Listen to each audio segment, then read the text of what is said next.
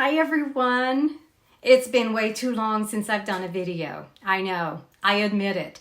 But I am here today in my craft room slash dressing room slash spare bedroom slash office slash multi-purpose room to bring to you a technique by popular demand of one of you. And one of you is popular to me because I love you all. But this is an interesting technique and I hope you enjoy it. We're going to be using the Blossoms in Bloom stamp set from the new annual catalog. I know the holiday catalog is out there and ready for you to order from. Excuse me. And I hope you find some lovely fun products that you like in it. So I do have a hostess code this month if you're interested in ordering, and I'll post that so you can see it. But in the meantime, let's move on to today's project which is an interesting little technique. So hang on and we will switch to the project. So this is the project we're going to do today. This is an interesting little technique where we mask off this portion and then stamp. What I've used is just the one large image from the Blossoms in Bloom stamp set. You could use several smaller images and stamp all over once you have masked off, but I've just used the one and then stamp this with Versamark, and this just happens to be tear and tape, and it makes a beautiful card. So thanks, Louie, for this awesome idea. I will show you, this is my finished card, and I really love this one. But in the interest of just letting you know that everything doesn't always go perfect the first time, this is my first card, and as you can see, I went a little wonky. I didn't get my lines parallel. These things happen. It's still a beautiful card. I went ahead and put some extra little gewgaws on it to dress it up. I decided I didn't really love these little embossed folders and embossed flowers, so I just left them off, and this is my finished card. And I went ahead and used the stitched rectangles to the largest two of the stitched rectangles to create my mat and my decorated panel. So this is what we're going to do today. Now for me, I found, because of the way I was doing this with a big stamp, you don't have to use the big stamp. You can use a smaller stamp. But for me, because I'm using this large stamp, I just went ahead and set up my Stamparatus. And you can see I've practiced this a couple of times because I wasn't totally happy with it the first time. So I've pre-cut my card with my two largest stitched rectangles in the inside that I'm going to be using.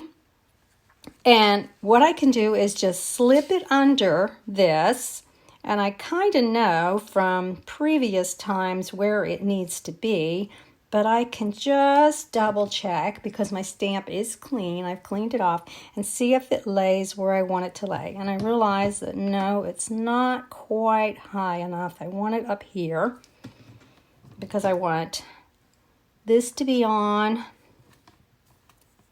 It can even, well, I guess I don't really want it to go up any higher because this will fall off. So I'm going to leave it right about here. And now, because I have my mask, I just taped this mask on here at a vertical. This mask is just a piece of regular copy paper. I just cut a 1-inch strip off of a piece of regular copy paper and just taped it across here. What you can see is I used some removable double stick tape and just taped it across here at an angle. And it doesn't really matter, you just choose whatever angle you want. And I set up my Stamparatus like this so I can do as many as I want by just sliding this in here. So the first thing I'm going to do is use my gorgeous grape, and I'm going to ink up my stamp. And remember, I'm using my Stamparatus now, so I don't have to worry too much about whether or not my stamped image is perfect the first time. And I'll show you a couple things that can go wrong. I mean, as you flip this over and stamp it, if you just flip it over and stamp it, because of the bump here, you won't get a good image right next to where the paper is. So you need to flip it over and you need to give special attention to where that mask is. So you need to just do a little extra pressing there. Now you may not get a perfect image, but because the paper, the copy paper, is thinner than regular cardstock, you'll get a better image, and it's a good idea to use that as a mask or a post-it. So now I'm going to try to pick it up again, and you can see I got a lot closer, but maybe not quite as close as I want yet. So I'm going to try to just give it a little extra attention right here around this mask, because I want that to be as good as I can get it. It's always going to be just a little bit ragged around the mask, just because the mask is raised up and it may not make as good a contact. So let's see what we've got. And since this is the photopolymer, it likes to grab the paper as it picks it up. And you see how nice that is? That's much better. I do have a nice straight line there.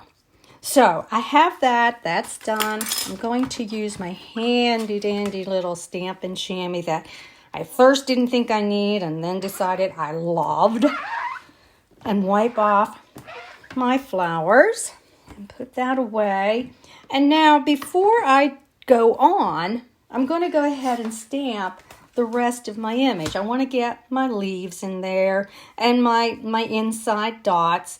And I want it, if I need to, the mask is still there, so it won't see stamp over where I want it to be, not have an image. So I'm using this leaf. There's several leaves in this set. Oops, I need to, since my stamp kind of picked that up, you see it's going to hit the mat, and that's fine. So I like that. And then I'm just going to pick a few places to put some leaves that I think that appeal to me. And it may not even be the same places that I picked last time. I don't know. So let's pick one and put it here. And this is just, I am just going freeform now, deciding where I want them myself. And I think I will angle that one right there to fill that white space. And then we're done with this. Wipe it off with our handy dandy stamp and chamois.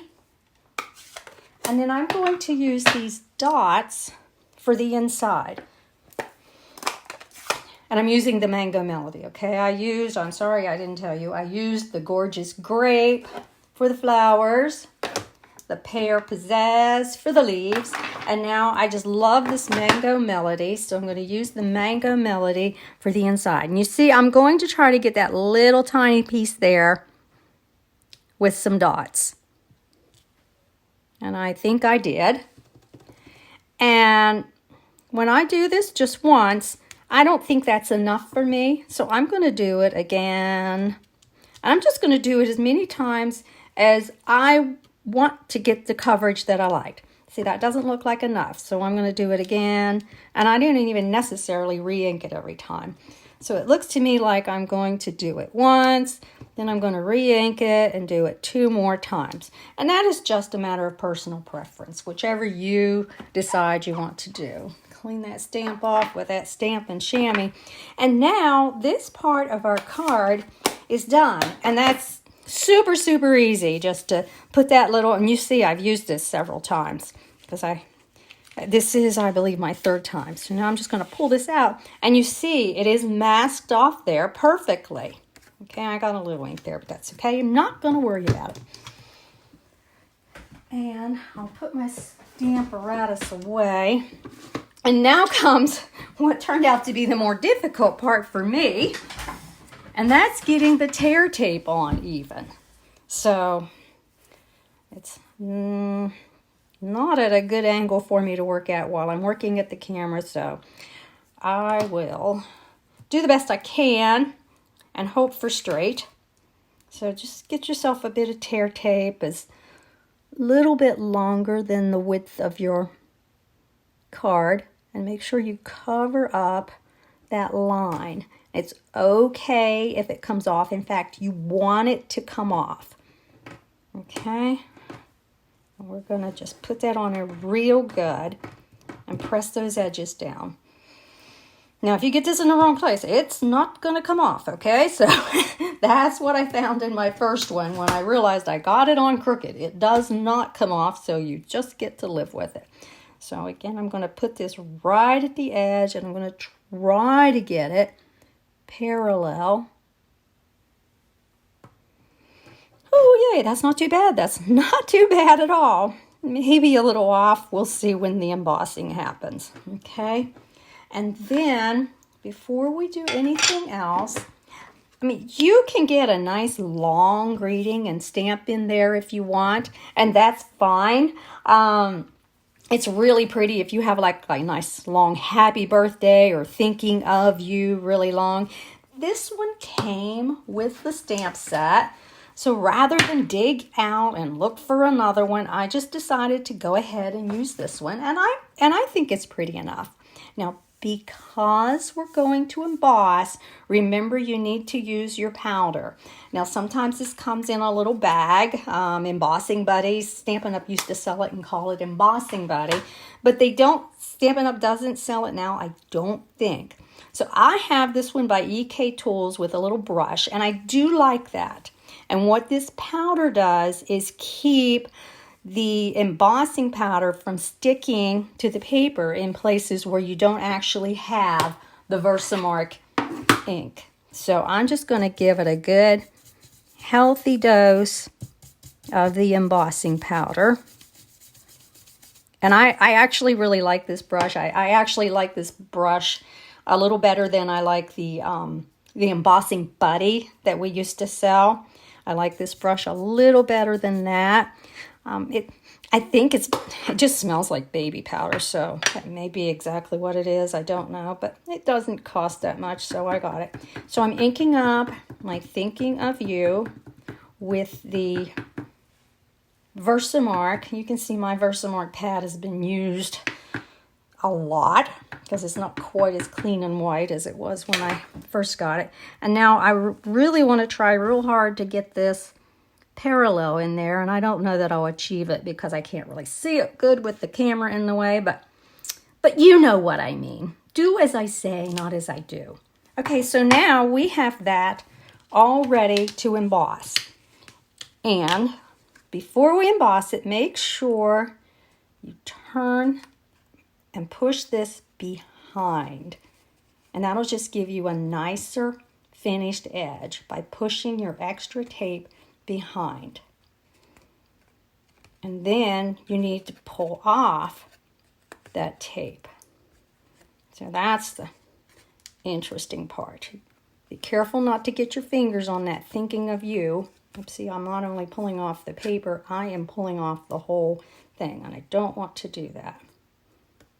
So, sorry, my fumble fingers. I don't have nails anymore. I cut them all off. So there comes one. Normally, if you just press this down real good, it'll pop up. Here comes the other one. Okay, let's give that a toss on the floor. I'll clean the floor later. It's all good. And the best thing I use here is just a regular sheet of copy paper. Fold it over to make a little channel because we don't want to waste this embossing powder. Oops, I still see that's trying to come around. So, all right, and now just get your embossing powder. And then you've got those little stickies on the back, so it is going to stick to your paper a little bit. So just put that over it. Pick it up. It does want to stick a little bit because I had just a little extra. Shake that over real good.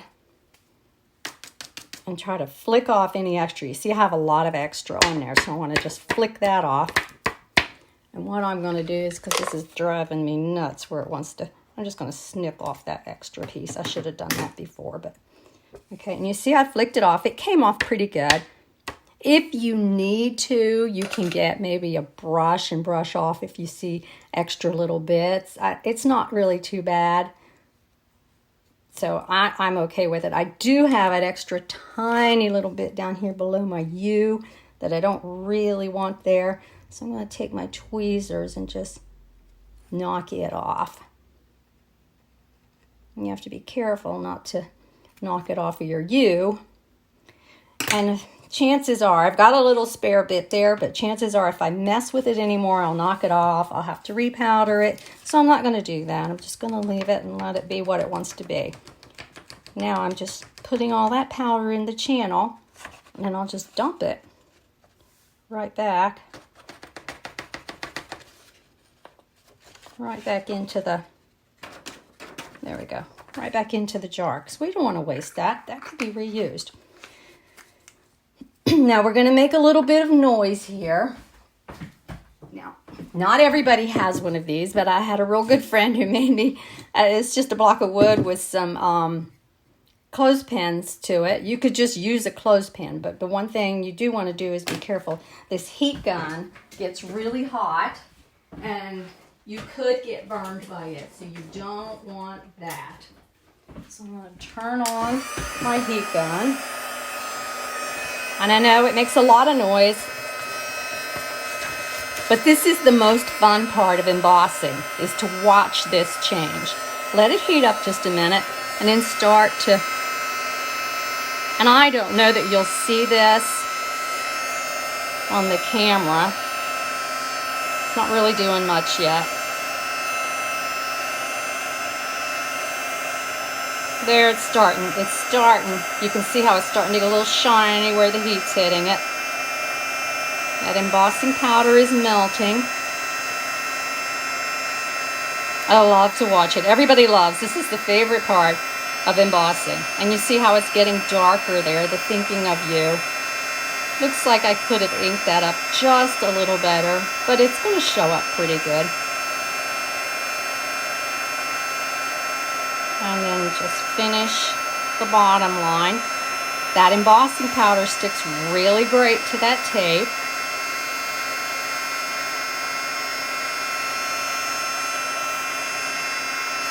All right, that is done. Now, lots of times what will happen after you run the embossing, after you run the heat gun over it, it is just a little bit warped like that. So what I do is just glue it down, because we were going to glue it down anyway. I'm going to glue it to something anyway.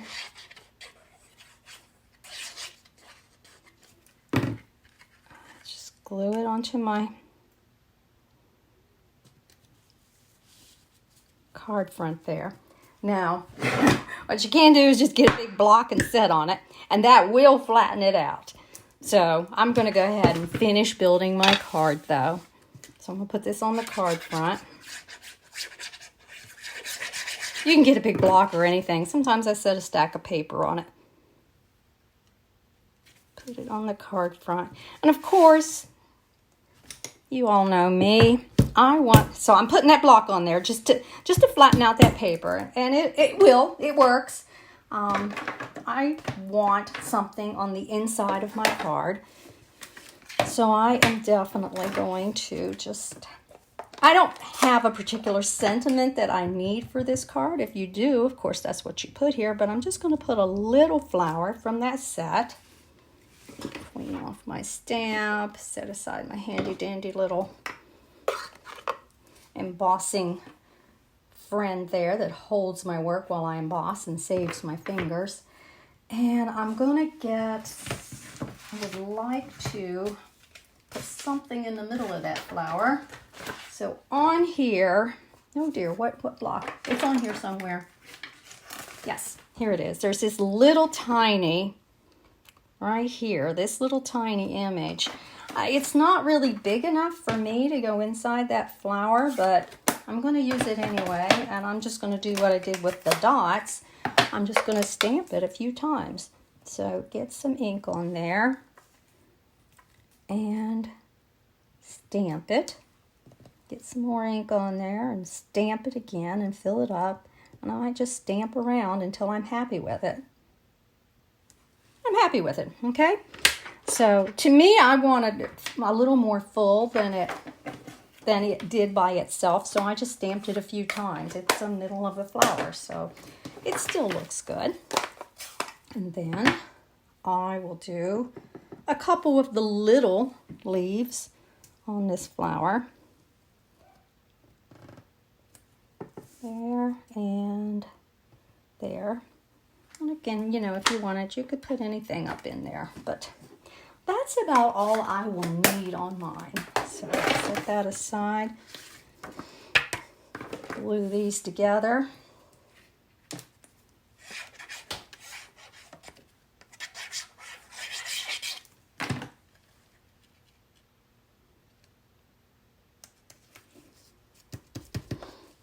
Get my card back out. It's already laying pretty nice and flat. So I don't think I really need to even put that on there any longer.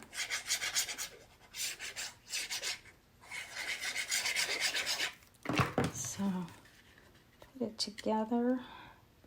Dust off the dust. Straighten it out. And I am pretty happy with that. So I don't know what happened here. Here's the one I made earlier, and here's the one I didn't love, but it's okay. It'll do. But so there it is. It's a pretty simple technique. So thanks to Louie for showing me that, because it really does create a pretty awesome card. And again, remember, you don't have to use this one big set. You could just use several little flowers and make different colored flowers all around here, as long as you have your mask in place. The other thing I'll tell you is to make sure you get that tape down firmly. This one I had a little bubble in the tape. You can just barely see it. So I had to press it down after I embossed it. So make sure you press your tape down good. But there's our card. I hope you like it.